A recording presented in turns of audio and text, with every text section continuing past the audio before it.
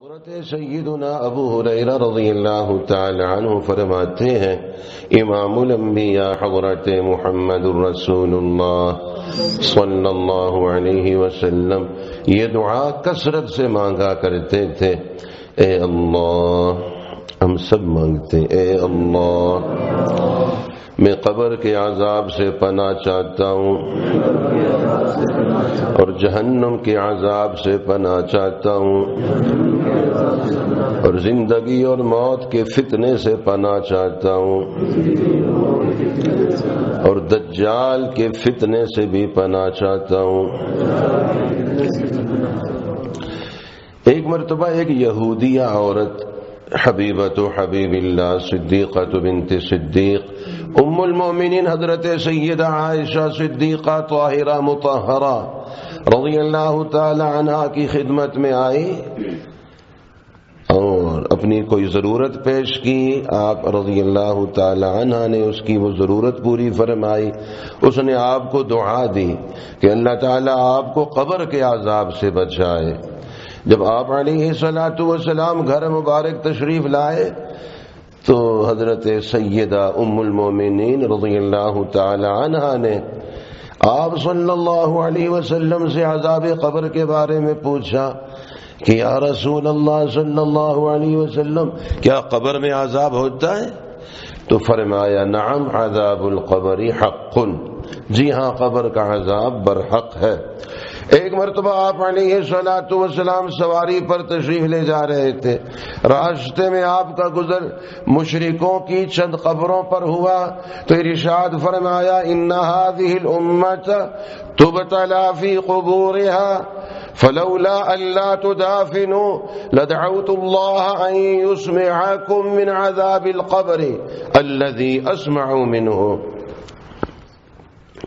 ان لوگوں کو قبر میں عذاب ہو رہا ہے، اگر یہ بات نہ ہوتی کہ تم لوگ اپنے مردوں کو دفن کرنا چھوڑ دو گے تو میں اللہ جل جلالہ سے دعا کرتا وہ تمہیں بھی اسی طرح عذاب قبر کی آواز سنا دیں جیسے میں سن رہا ہوں۔ پھر آپ علیہ الصلوۃ والسلام نے حضرات صحابہ کرام رضوان اللہ تعالی علیہم اجمعین کی طرف متوجہ ہو کر ارشاد فرمایا قبر کے عذاب سے اللہ تعالیٰ کی پناہ مانگو، جہنم کے عذاب سے پناہ مانگو، شرور اور فتنوں سے پناہ مانگو اور دجال کے فتنے سے بھی اللہ جل شانہ کی پناہ مانگو۔ بہت واقعات ہیں۔ ڈاکٹر پروفیسر نور احمد نور صاحب نے قبر کے عذاب کے بارے میں اپنے کچھ چشمدید واقعات بیان فرمائے۔ جب انہوں نے یہ واقعہ لکھا اس وقت کی بات ہے، فرماتے ہیں آج سے 25 سال پہلے اور آج جو ہم یہ واقعہ بیان کر رہے ہیں 12 رمضان المبارک 1441 میں یوم الاربعاء کو، تو یوں سمجھیے 50 سال پہلے، یعنی اب سے 50 سال، جب لکھ رہے تھے تو 25 سال، بلکہ 50 بھی نہیں، 60-70 سال پہلے کی بات ہے۔ ایک قبر کھولنے کے لیے جو کہ یہ خود ذمہ دار تھے، ڈاکٹر تھے، تو فرماتے ہیں ایک میڈیکل آفیسر کے ساتھ میں گیا قبر کھولنے کے لیے، شاید وہ پوسٹ مارٹم کی کوئی ترتیب ہوگی۔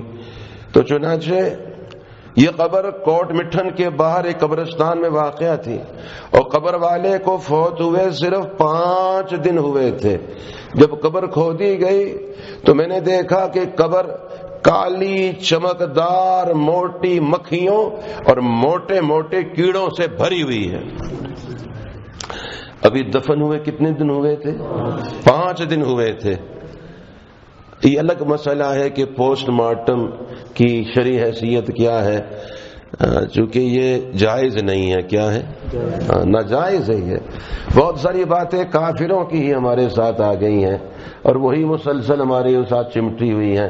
5 دن ابھی ہوئے تھے فوت ہوئے، تو قبر کو کھولا تو میں نے دیکھا قبر کالی چمکدار موٹی مکھیوں اور موٹے موٹے کیڑوں سے بھری ہوئی تھی، اور یہ تو اوپر یہ تھا، اور قبر کی تہ میں مردے کے پاس سانپ اور بچھو نظر آ رہے تھے۔ یہ نظارہ اتنا ہیبت ناک اور ڈراؤنا تھا کہ سب لوگ وہاں سے بھاگ گئے، بھول گئے پوسٹ مارٹم اور بھول گئے سب کچھ، بھاگ گئے وہاں سے۔ سب سے بڑا مسئلہ اس مردے کو نکال کر اس کے پوسٹ مارٹم کا تھا۔ مردے کو نکالنے کے لیے بڑے جتن کیے، کوئی صورت نہیں تھی۔ ادھر سے دباؤ تھا کہ اس کو نکالنا ہے اور پھر چیر پھاڑ کر کے پتہ کرنا ہے کہ موت کا سبب کیا ہوا، لیکن بہت مشکل تھا۔ بڑی مشکل سے پولیس نے ڈنڈے مار مار کے، یہ بھی عجیب بات ہے، مجھے خیال آتا ہے کہ لگتا ہے کہ سارے جتنے بھی کام ہیں ڈاکٹروں کے، ہسپتالوں کے اور جتنے بھی کام ہیں اب لگتا ہے وہ پولیس والوں کے حوالے کر دیں گے۔ مریضوں کو دیکھنا، نسخے لکھنا، علاج کرنا ڈنڈوں کے ذریعے، ہسپتال بند، میڈیکل کالج بند، اب کوئی کسی کو ڈاکٹر بنانے کی ضرورت نہیں ہے، کسی کو پڑھانے کی ضرورت نہیں، پچھلے ڈاکٹروں کی ساری ڈگریاں پھاڑ دی جائیں، اب صرف پولیس کے ڈنڈے کے ذریعے علاج ہوگا۔ انا للہ و انا الیہ راجعون۔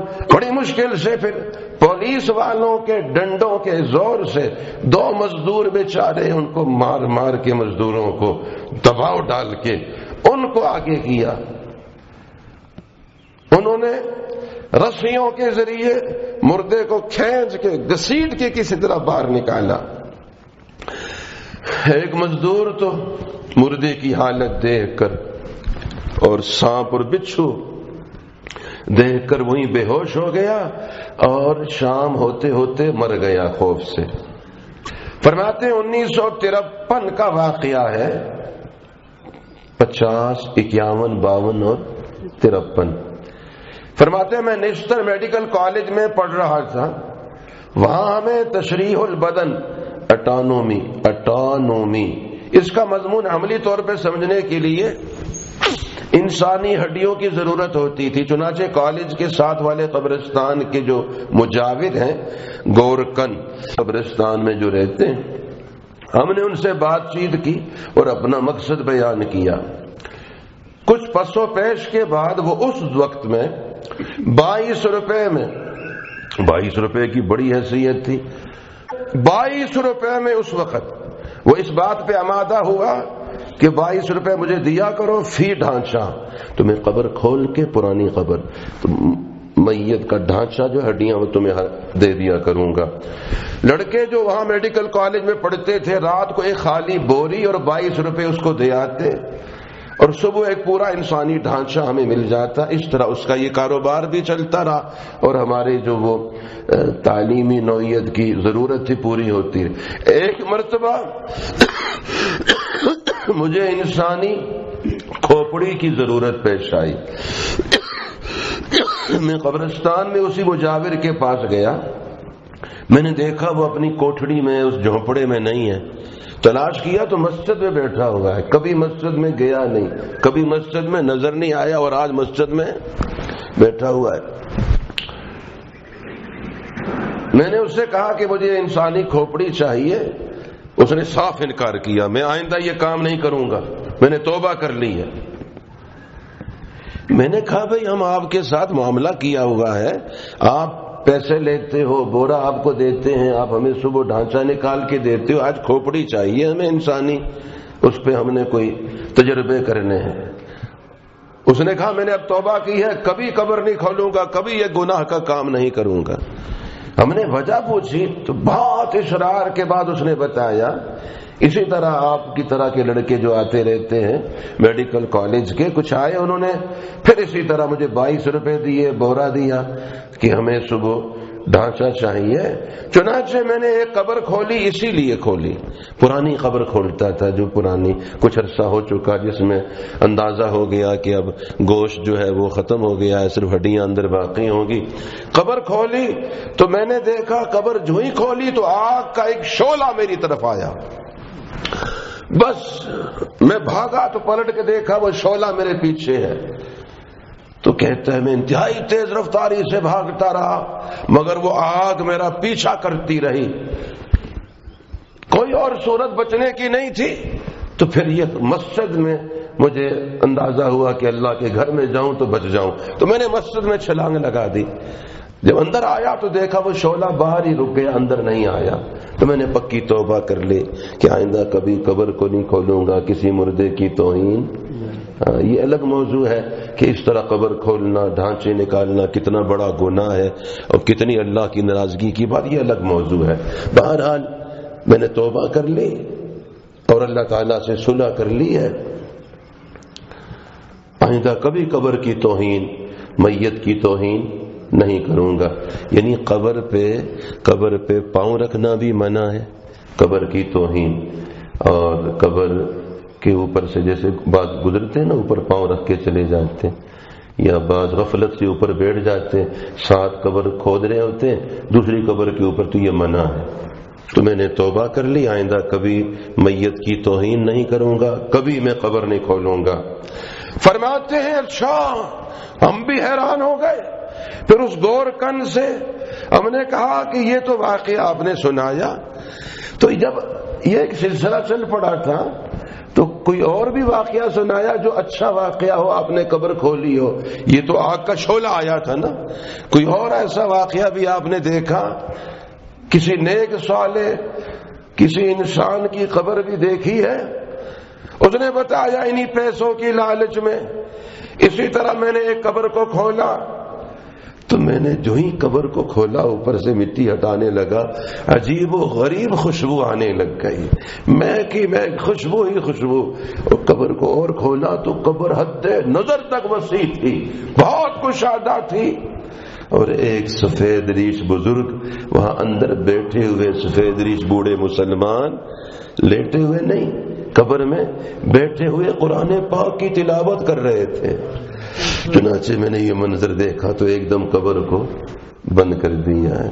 زمین کے اوپر آدمی جو کام کرتا ہے زمین کے اندر بھی وہی ہوتا ہے، جو یہاں تلاوت کرتا ہے وہاں بھی تلاوت، اور جو یہاں قرآن پاک یاد کرنے کی کوشش، قرآن پاک جیسے صبح آپ محنت فرماتے ہمارا قرآن پاک درست ہو جائے، ہم قرآن پاک صحیح پڑھنے والے بن جائیں، پھر قرآن پاک یاد ہو جائے، ایک ایک آیت مبارکہ یاد کرتے ہیں، قرآن پاک کی تصحیح کرتے ہیں، اور جذبہ یہ ہے کہ پورے قرآن پاک کو ہم نے سیکھنا ہے، اور اسی حالت میں موت آ گئی۔ اگر حافظ بننے کا جذبہ تھا اور ابھی ایک آیت مبارکہ بھی یاد نہیں ہوئی تھی، ابھی شروع کیا ہی تھا کہ موت آئی، تو قبر میں اللہ تعالیٰ فرشتے کو بھیجتے ہیں، جاؤ اس کو قرآن پاک پڑھاؤ۔ تو فرشتہ وہاں جو زمین کے اوپر ہم کر رہے تھے قرآن پاک یاد کرتے تھے، تو قبر میں اللہ تعالیٰ فرشتے کو بھیجتے ہیں، جاؤ اس کو قرآن پاک پڑھاؤ۔ تو قیامت میں یہ اٹھے گا حافظ قرآن بنا ہوگا، اور قرآن پاک کے ساتھ مصروفیت ہے تو قبر میں بھی اللہ تعالیٰ تلاوت قرآن پاک کی توفیق دیتے ہیں۔ فرماتے ہیں راجن پور کے قبرستان میں، وہاں ایک قبرستان میں ایک میت کو دفن کرنے کے لیے ایک قبر کھودی گئی، جیسے کھودتے ہیں قبرستان میں، قبر کھودی۔ ابھی لوگ جنازہ لے کر وہاں پہنچے بھی نہیں تھے کہ پورے قبرستان میں خوشبو ہی خوشبو، خوشبو ہی خوشبو، فرحت انگیز خوشبو مہکنے لگی۔ لوگ بڑے حیران کہ اس ویرانے میں، اس قبرستان میں ہم آتے رہتے ہیں، کبھی ایسی خوشبو نہیں، آج خوشبو ہی خوشبو ہے۔ یہ خوشبو کہاں سے آ رہی ہے؟ بہت تلاش کرتے رہے تو معلوم ہوا یہ جو قبر آج کھودی ہے نا دفن کرنے کے لیے، کھودی ہے یہ قبر، تو اس قبر کے کھودتے ہوئے نیچے ایک سوراخ بن گیا ہے۔ کیا بن گیا ہے؟ قبرستان بعض دفعہ یعنی بھر جاتا ہے، پرانی قبریں ختم ہو جاتی ہیں اور کوئی اور ایسی صورت مٹی کی بنتی ہے جیسے بھی، تو پھر قبر تدفین کرتے ہیں، قبر بناتے ہیں، تو اصل میں نیچے پہلے سے قبرستان ہوتا ہے۔ یہ وہ بات فرما رہے ہیں، جب نیچے سوراخ یعنی کھود رہے تھے تو نیچے سوراخ ہوا، اس کو کشادہ کیا، دیکھا نیچے ایک قبر ہے، نیچے ایک اور قبر ہے، یہ خوشبو وہاں سے آ رہی ہے۔